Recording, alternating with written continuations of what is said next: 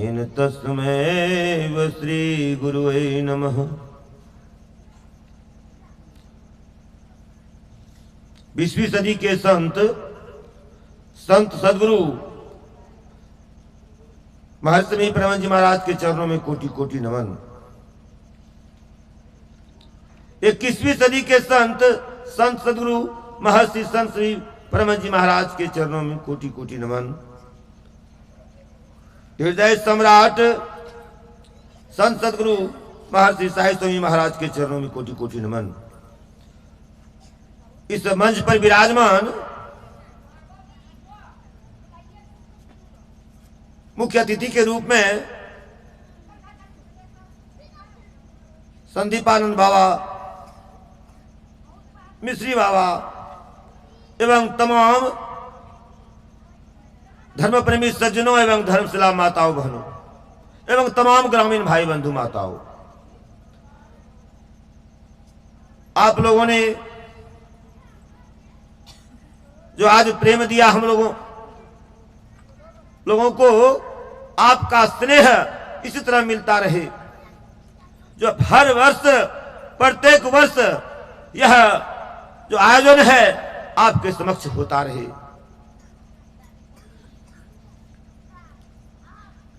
और इस मुख्य कार्यक्रम में जो बाबा ने आकर हम लोगों को अपने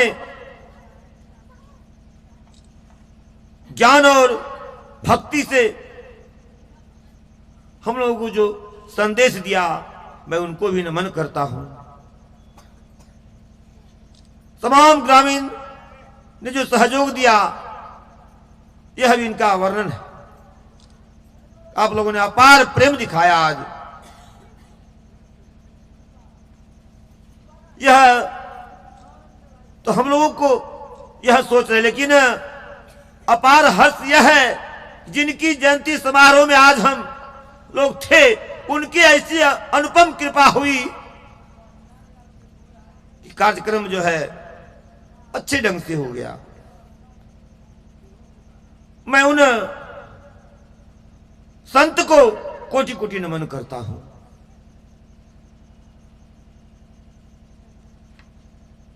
आज उनका 103वां पावन जयंती है।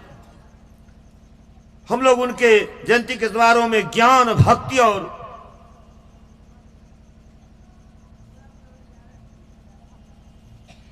मोक्ष के बारे में जो सुन रहे हैं, यह वाणी आज उन्हीं का देन है। उनके वचन में आता था निजात सगले नसीरा। वो कहते थे जो मनुष्य अपने को पंच पापशील से बचा लेता है, वह जो पूरे विश्व ब्रह्मांड के जो रचना करता है परमात्मा, उनको वह अपने आप में देखता है। इनका वचन था मैं नहीं, मेरा नहीं, ये मैं किसी का है दिया, छीन लेगा कब इसे इसका पता हमको नहीं। मैं नहीं, मेरा नहीं, यह तन किसी का है दिया, छीन लेगा कब इसे इसका पता हमको नहीं।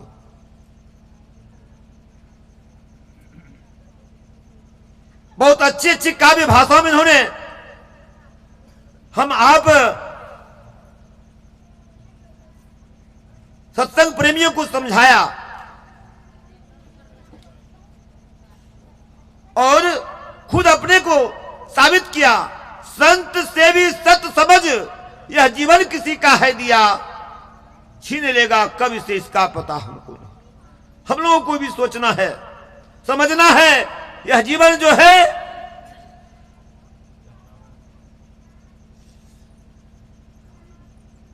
अर्थी उठने के पहले अगर हम जीवन का अर्थ समझ लेते हैं, हमारा जो मानव जीवन है सार्थक हो जाता है।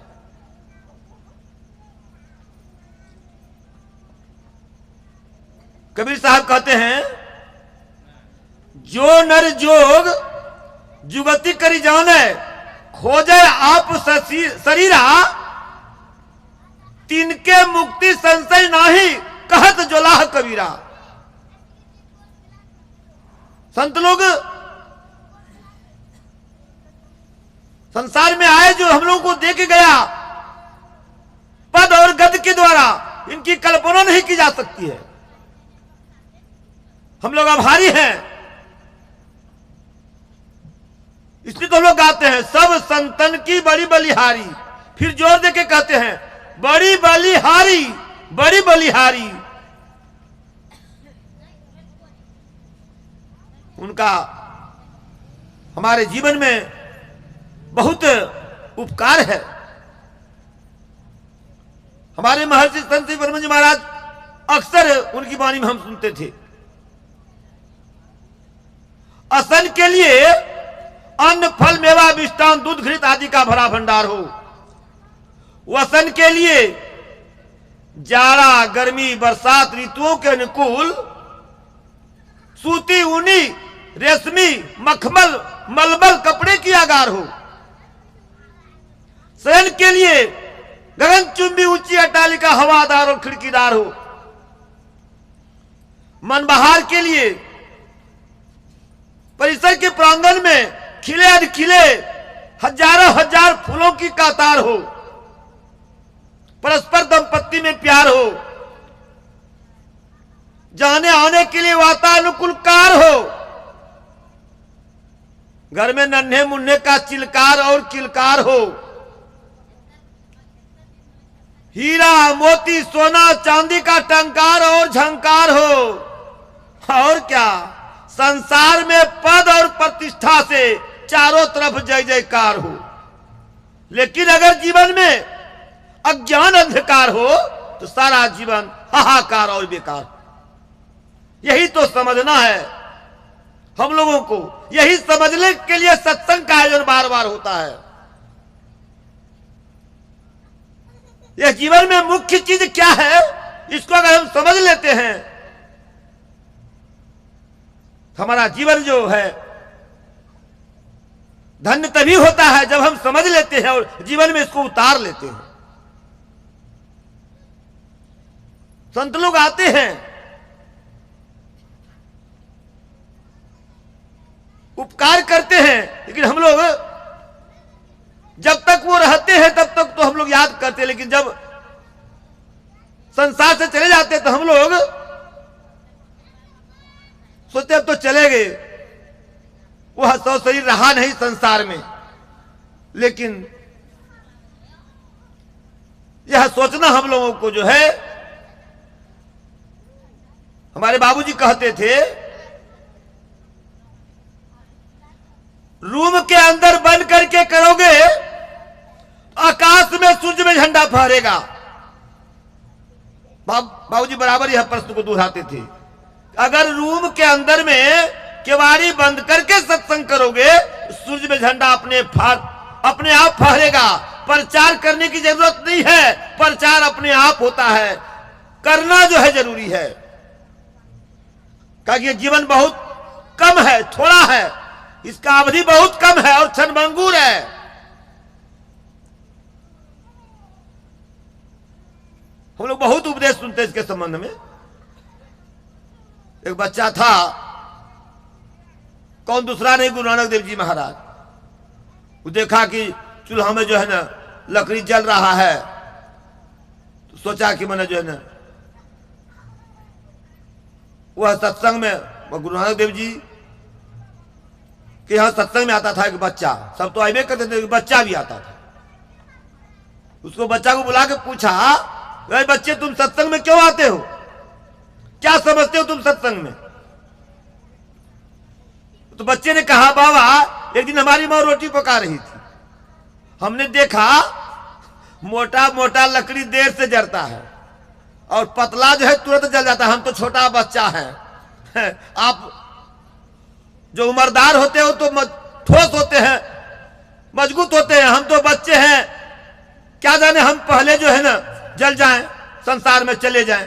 इसलिए हम सत्संग में आते हैं, सत्संग सुनने के लिए। यही है समझना।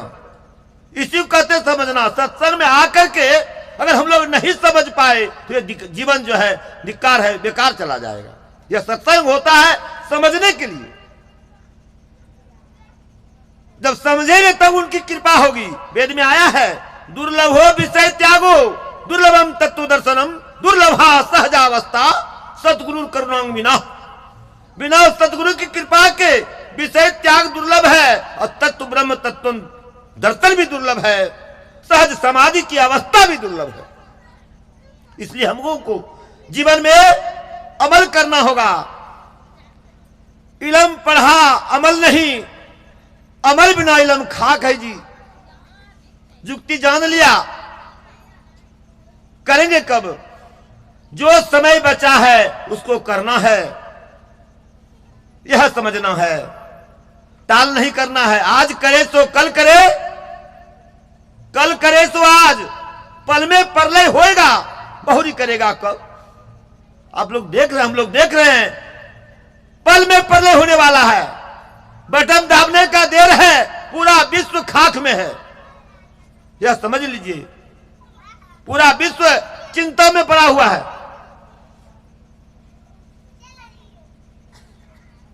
इसलिए हम लोगों को जीवन में धारण करना है।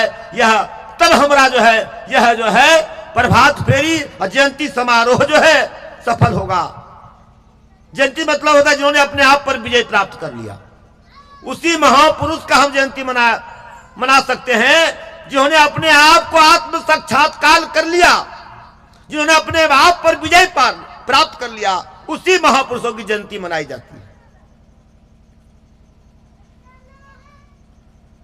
परम प्रभु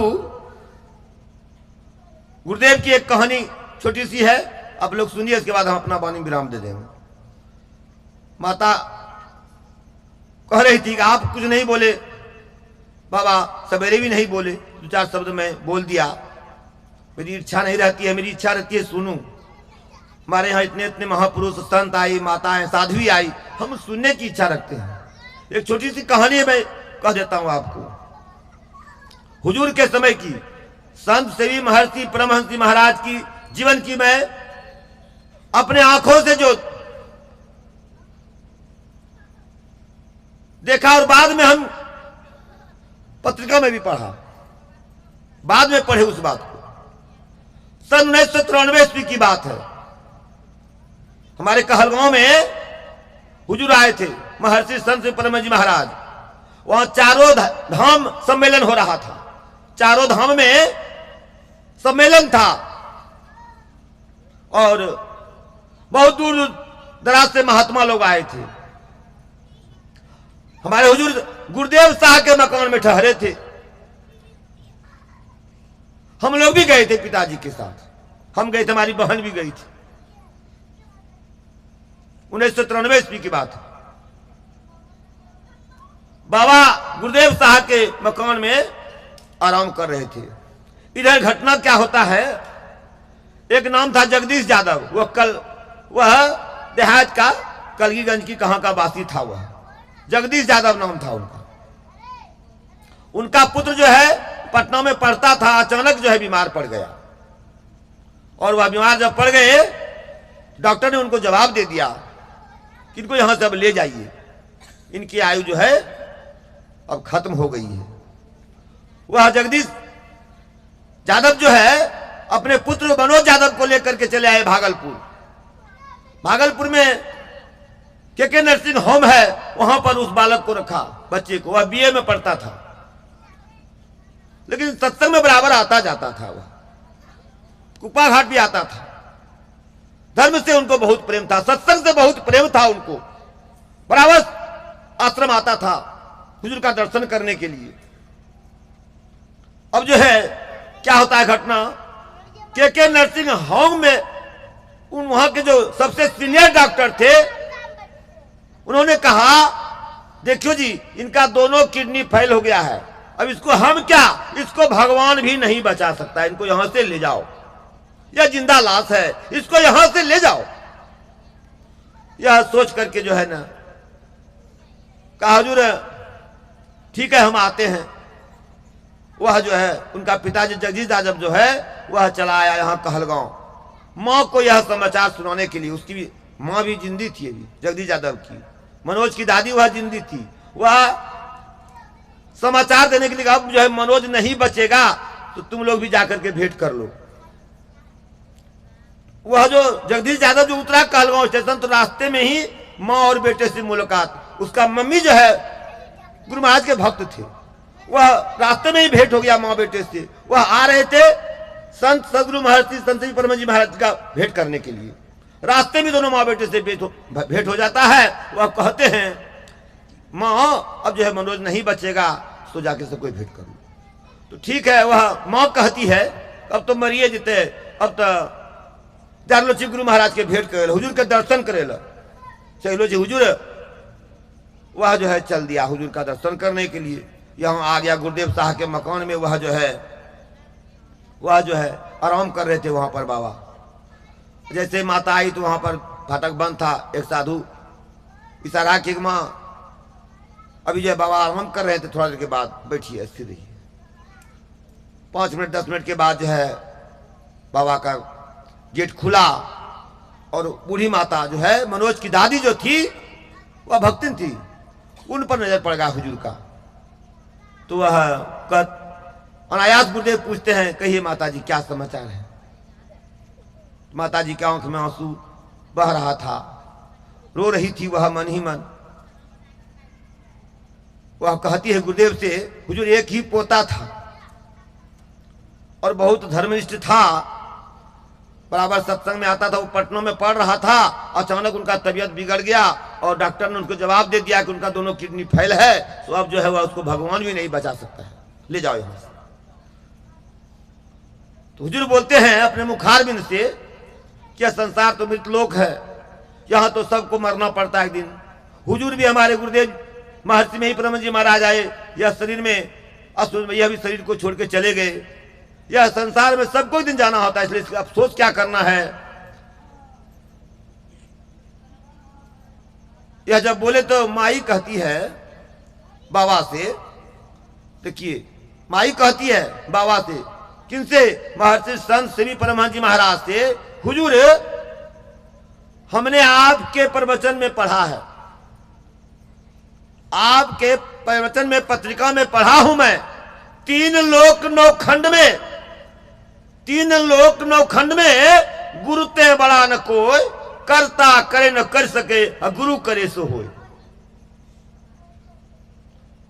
इसलिए अगर आप थोड़ा सा आपकी दया हो जाए, दया दान हो जाए, हुजूर एक ही पोता है, अब तो मेरा वंशी समाप्त हो जाने वाला है। अगर आपकी दया दान हो जाए किसी तरह, जब इतना करुणा और वरुणा के भाव में जब बोली माता ना, गुरु महाराज भी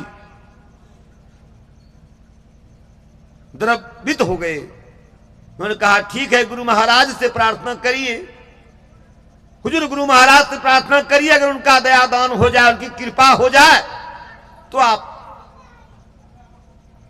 अब जो है जैसे ये बात बोलते हैं गुरुदेव, तो वो माता कहती है हुजूर हमारे जैसे पापिन की, हमारे जैसी अधम नारी की प्रार्थना गुरु महाराज क्या सुनेंगे। हुजूर हमारे तरफ से आप ही थोड़ा सा अगर प्रार्थना कर दीजिए हुजूर, तो बड़ी बड़ी एक कृपा होगी।